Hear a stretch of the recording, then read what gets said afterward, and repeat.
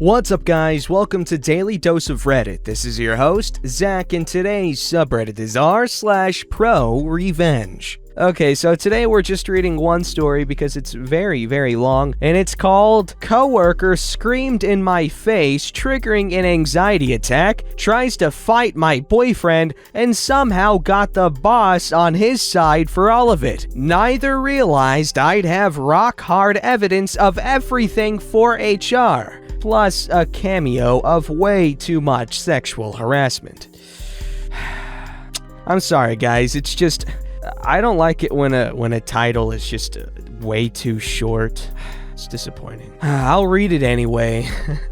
This story takes place a few years ago when I was working security for a baseball park. I wasn't one of the security guards checking bags or showing people seats though, game day security. My department was 24-hour security, handling mostly guarding restricted areas, watching cameras, keeping an eye out for the emergencies in the park. Both departments have their own boss, with one boss above them overseeing security in general. It was a really cool job, especially considering how beautiful the park was. When I would work night shifts, I'd usually be the only one walking around the park, and we had such beautiful views of the city, and even a river walk that was part of our patrol. Unfortunately, most of my coworkers were sexist, middle-aged men. At the time of this story, I was 20 years old, 5'2", 112 pounds. I'd actually already quit once before for sexual harassment. A coworker would start random conversations with me and insist I should work with him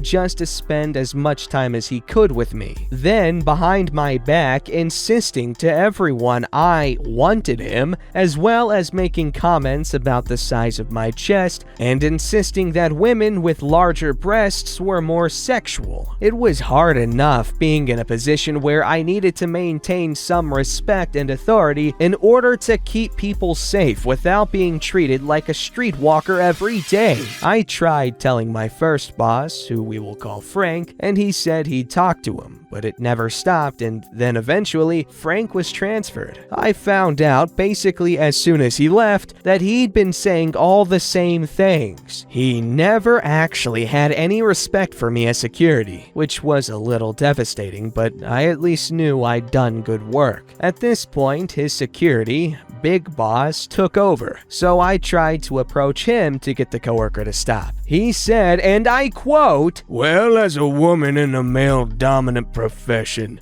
you really should expect this sort of thing." So I quit. However, Big Boss decided to go into early retirement later that year, and the coworker made a sexual comment to someone from HR by accident, so he ended up fired. When my second boss, who we will call Satan, for my amusement, took over for Frank, someone mentioned my name and what good work I'd done in the past, so he sent me an email, and I happened to be looking for a second job at the time, so I joined back up. Unfortunately, I began having issues with the new boss fairly quickly. There was no pretending to respect me. Satan started in Frank's position, but because Big Boss retired so soon after, he ended up getting the promotion easily. For a long time, there technically was no head of our department, as he was technically doing two jobs and was very rarely in the office. This meant he was very strict about everything, and getting anywhere required showing results. When I walked into my interview the first time I'd worked there, even though Frank immediately made comments like, "Oh, I didn't know you'd be so small," and "you sounded taller on the phone," he never made any indication it would impede my job, and I never let it, and always let me try a bit of every station. However, from the start, Satan mentioned he'd be having me mostly on table and office from then on, and even took me off night shifts. Frank instinct let me know from the start that smallest uniform sizes would be swimming on me, and he was right. The shirt went right to my knees, and I had to tuck it in. The pants had to be hemmed 5 inches, and I had to buy my own shoes and belt because the provided ones didn't fit. He was understanding of this, even when my small size meant the shoes I was wearing were a pair of all-black non-slip child sneakers because it was hard for me to find non-slip shoes in my size, and my belt was green because my waist was so small. The only belt I had that would fit was a fashion belt with holes along the entire length for one size fits all. Satan tried to make me wear shoes 2 sizes too big for me on the first day, insisting I needed to wear the uniform. He tried to make me wear the belt too, but my pants were literally falling off my body. There was just no way possible to use any belt in the building but my green one. Eventually, he had to just accept that I'd have to stay in the black shoes, but he insisted I needed to buy a sturdy black leather belt because it was part of the uniform. I'd already had to buy shoes for this job the first time I was hired, and considering the entire uniform was to be provided, I was a little sick of it and just told him I'd get to it when I had the money. Partway through the season, I'd done a bunch of office work above my station to prove myself to Satan, and gotten his permission to take over watching early entrance before the baseball games. This was an area of the park closed off to anyone without special privileges like season ticket holders or certain events and ticketiers. Even though my department had to send someone down to guard that area, scanning people's passes to make sure they could only get in if they were allowed, it was technically run by the game day security. This is where things get odd. To this day, I don't know why, but at one point, a game day security guard came over and told me they were opening the early access point to everyone in the park a half an hour early. Now, this wasn't actually uncommon, as just about any day with a small enough crowd, they'd open it up like that. The odd part of it is, it wasn't true. However, I had no idea of knowing that, and no reason to question it. I returned to the office and walked face first into a crap storm. Craphead, a random coworker of equal rank, was already ranting before I entered the room. I'm not one for confrontation and prefer to settle things as quickly and calmly as possible, so I wasn't actually triggered just yet, simply walking over to see what was wrong so we could sort this out. Now, when I got closer and he was suddenly in my face, meanwhile this man is more than 6 feet tall, yeah, anxiety started rising a bit. Who told you you could leave early access? I don't know. You don't know? It wasn't me. It wasn't him. Gesturing to Satan. Who did it? No one? Me at the same time. I don't know. You don't know? Oh, so there was someone, he said mockingly, and I just now realized he actually thinks I just left my post. Yes, a game day came over and told me they were closing it early. What game day? Was it a supervisor? If it wasn't a supervisor, you shouldn't have listened. Screaming in my face now, getting louder, then looks at the screen. Look, there's another one getting in, and another, and another. Oh, look, they're having a big old party at early access. He proceeds to start screaming at the top of his lungs directly in my face about how people spend good money on season tickets. Now this is the part where I broke down into shaking sobs and had to sprint to the bathroom. I'd like to say I made it to the toilet, but I did not. I try not to let it affect my work, but I actually have PTSD, anxiety, depression, and social anxiety from years of physical, mental, and emotional abuse from my stepmother, as well as abandonment issues and just a whole bunch of crap. My parents were just, in general, all messed up people who took advantage of me however possible, and seriously screwed up my head. Because my issues were caused by abuse and not a traumatic experience, my triggers are a little different. Fireworks or even an armed gunman didn't trigger me, but I can't take someone screaming in my face. I was shaking and having trouble breathing, so I ended up calling boyfriend to take me home. Satan tried calling me back on my radio, saying something about not making a scene and security officers needing to maintain a level of composure. Meanwhile, the two other coworkers who had been in the room during what happened were texting me trying to make sure I was alright and just completely appalled at everything they had just witnessed and were still witnessing. The next day, I was scheduled to work a night shift with Craphead, meaning we'd be the only two people in the entire building all night. Before that, I wanted to make it very clear that him yelling at me was not okay, and that mistakes should be dealt with calmly and by my boss, not by an equal coworker screaming in my face. That said, I still had my size to consider and was afraid he wouldn't take me seriously. I asked my boyfriend if he could come in with me before my shift, but just to mediate if needed. We arrived 10 minutes early. When you first enter from the security door, it opens into a lobby. A window looks into the security office, and it is this window I approached to talk to Craphead. Boyfriend came in behind me, standing a few feet away. He wasn't anywhere near the window, and we never left the lobby. My shift hadn't started, and civilians were allowed in this area as it was actually where they would need to go if they needed something from the building at this time anyway. But here is how this went. Craphead looks up to see who walks in,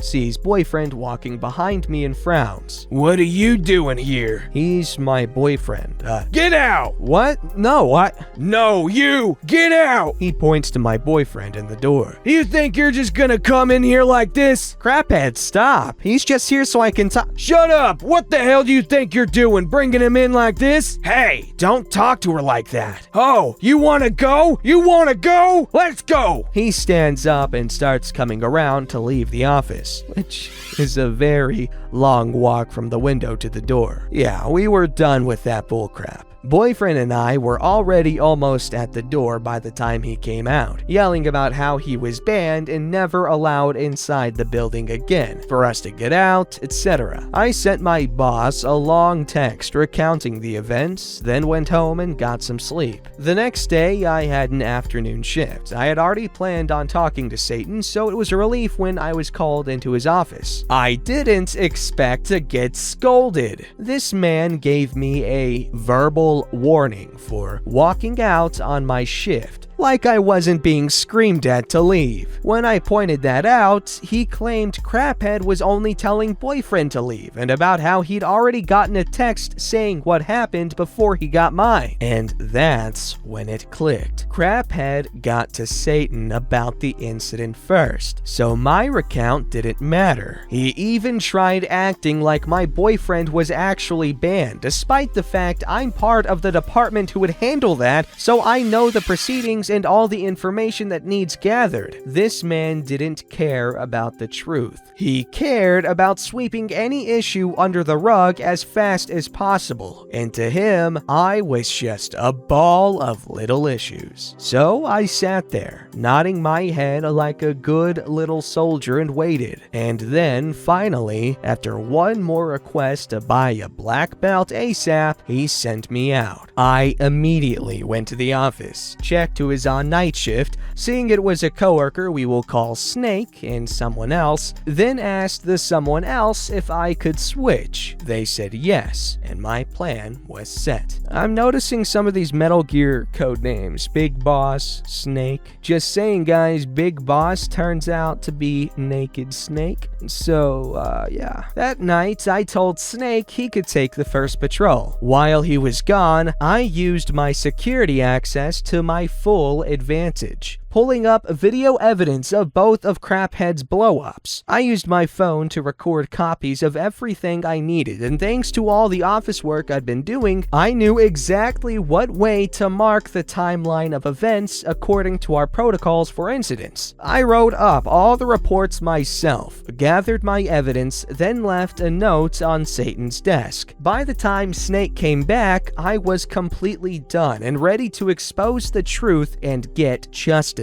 I went on my own first patrol, making sure to take plenty of pictures and video for myself to remember every inch of the park. Once again, I returned to the office and cycled with Snake, sending him on his patrol after we chatted for a minute. When he left, I noticed he's been using the office phone, which wasn't unusual or against the rules, but made me curious of a few things. When I went into the text messages from the previous night, sure enough, Craphead had contacted Satan from that phone. I was able to read exactly what had been sent and get a copy for HR. Finally, I checked a Facebook group chat Snake had left open. Now, while I wasn't in the habit of snooping on my coworkers, Snake was actually one of the few I'd considered a friend, and was the same person who told me Frank was secretly just as much of a sexual harasser claimed Snake was as well, and he left it open on the work phone. Upon reading it, I found out that not only was Snake just as bad as Frank and the guy who was fired, but he'd been in the group chat talking about all night with one of our other coworkers and our old boss about me, and what they'd like to do to me if they had me to themselves all night. I quickly took screenshots, even though it was his private Facebook. Because he was doing it on the work phone, I figured he'd still get in trouble. Sent them to myself, then deleted the evidence. I went on my last patrol that night, just enjoying a leisurely stroll around the park throughout the sunrise. When my shift ended, I left a big "I quit" in swirly writing on the whiteboard, then left. I stopped by HR to drop off the reports, having already sent the email with the videos, screenshots, and recount to people even above Satan. Satan tried acting to everyone like I was just a dramatic troublemaker and Craphead did nothing wrong. But less than a week later, Craphead was fired, along with Snake and the other coworker. I was apparently right about them still getting in trouble. With 4 people suddenly out of a department that was already understaffed, Satan started to struggle. To make matters worse, while he still had a few good workers, the ones that were gone were honestly of the best, even Craphead. He still has his job, but the main source of my grief got fired anyways. And I've heard enough of the struggles Satan's gone through to know it was revenge enough. Besides, I got a couple bonus revenges, and trust men less than ever. Well, that's not good.